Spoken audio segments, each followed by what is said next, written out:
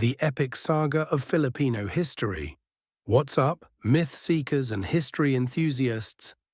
Welcome back to Mythos Amit Raj, where we uncover the epic stories that shaped our world. I'm Amit, and today we're diving into one of the most incredible historical sagas. You've probably never heard the full story of the Philippines. Picture this: ancient kingdoms with their own writing systems, warriors who defeated European conquistadors, secret societies plotting revolution, and a people who've survived everything from colonial empires to world wars. This isn't just history. This is an epic that spans over 1,000 years of triumph, tragedy, and unbreakable human spirit. So buckle up, because we're about to journey through the Philippines, a nation forged by fire, shaped by struggle, and defined by an incredible will to survive. The ancient foundations. Let's start our story where most textbooks don't, with the sophisticated civilizations that existed long before any European discovered these islands. By 900 AD, that's over 600 years before Columbus even set sail, we have written proof of complex Filipino civilization. The Laguna copper plate inscription is a legal document written in Old Malay, talking about debt forgiveness and legal procedures. This isn't some primitive society. This is bureaucracy. This is law. This is civilization. By the 1400s, the Kingdom of Maynila controlled vital trade routes, while Raja Suleiman ruled over a sophisticated Muslim kingdom with stone fortifications and bronze cannons. The Rajahnate of Butuan was minting its own gold coins and trading with China and India. The Sulu Sultanate, established in 1457, was a major maritime power with its own navy and diplomatic relations. These weren't scattered tribes waiting for civilization. These were interconnected kingdoms with their own writing systems like Baybayin, legal codes, and rich cultural traditions.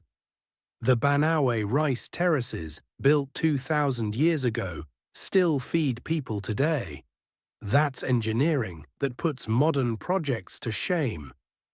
The Spanish conquest, a 44-year struggle. In 1521, Ferdinand Magellan arrived with Spanish steel and colonial ambitions.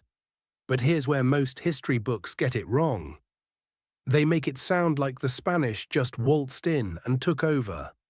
The reality: Magellan got killed by Lapu-Lapu at the Battle of Mactan on his first major encounter, the first meeting between Europeans and Filipinos. The Filipinos won. It took the Spanish 44 years and multiple failed attempts before Miguel López de Legazpi successfully established permanent rule in 1565. Even then, resistance never stopped. Francisco Dagohoy led a revolt in Bohol that lasted 85 years, from 1744 to 1829. 85 years. When Spanish forces finally defeated it, they found a functioning independent state that had lasted longer than most modern nations. Spanish rule brought the encomienda system, turning Filipinos into serfs on their own land. The galleon trade made Manila the western terminus of the first global trade route, connecting Asia to the Americas. Silver from Mexico flowed through Manila to buy Chinese goods, but most Filipinos remained impoverished while their labor built Spanish wealth. The Spanish also systematically destroyed pre-colonial culture, burning ancient manuscripts and outlawing traditional writing systems. But they couldn't destroy the Filipino spirit of resistance. The rise of revolution. By the 1800s, young wealthy Filipinos were studying in European universities, encountering new ideas about freedom and democracy. These ilustrados, the enlightened ones, returned home with revolutionary concepts. Enter José Rizal, doctor, novelist, linguist, who spoke 22 languages, and revolutionary. His novels Noli Me Tangere and El Filibusterismo weren't just stories. They were surgical strikes against the colonial system, exposing corruption and brutality through romance and adventure that spread like wildfire. The discovery of the Katipunan in 1896 sparked the Philippine Revolution. The cry of Pugad Lawin marked the moment when Filipinos declared war on Spanish rule.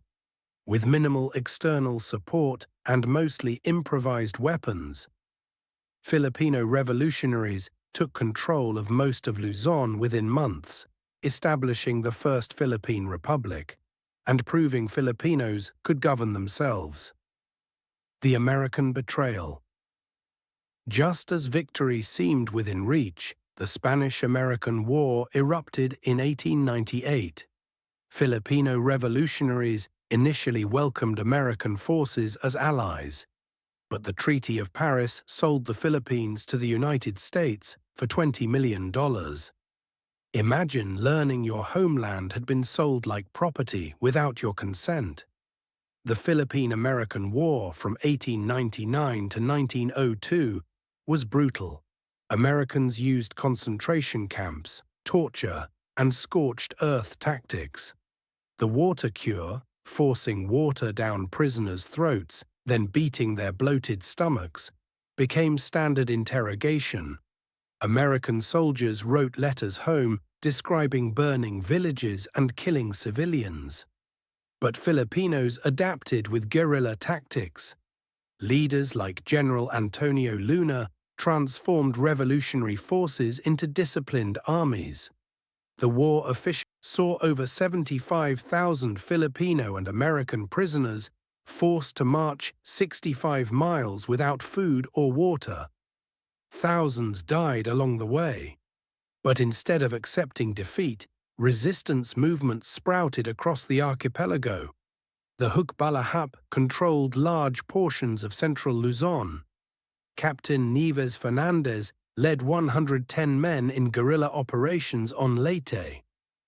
Ye Panlilio became both war correspondent and guerrilla fighter. The Marking guerrillas rescued Allied prisoners while conducting sabotage operations. The Manila Massacre of February 1945 saw Japanese forces systematically murder over 100,000 Filipino civilians as American forces liberated the city. Manila became the second most devastated Allied city after Warsaw.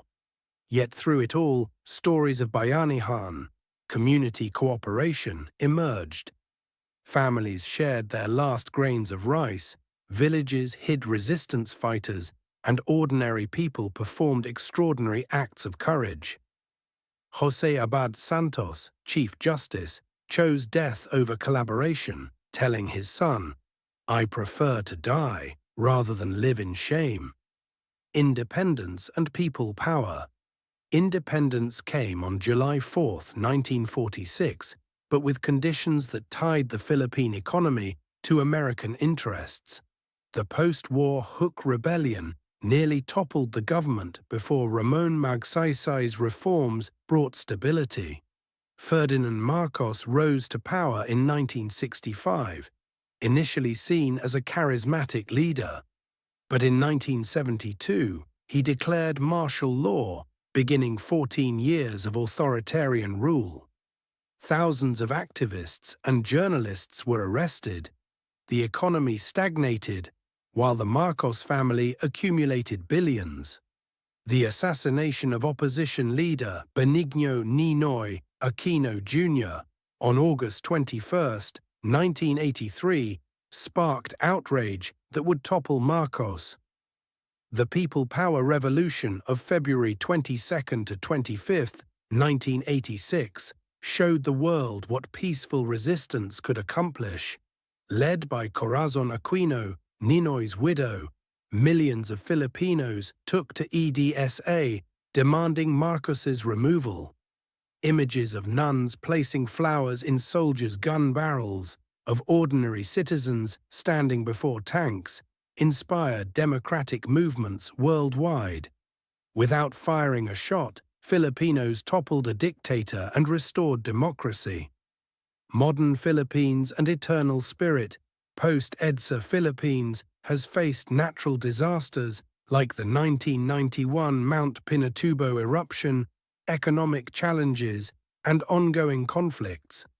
But each challenge has been met with that same Filipino spirit of resilience. Today, over 10 million Filipinos work abroad as overseas Filipino workers, sending home billions while sacrificing family life for their children's futures. From Manny Pacquiao showing Filipino fighting spirit worldwide to Filipino nurses and teachers serving global communities, Filipino culture has become truly international. Modern challenges remain: poverty, corruption, natural disasters. But they're met with the same spirit we've seen throughout history: the ability to endure, adapt, and ultimately overcome. Conclusion.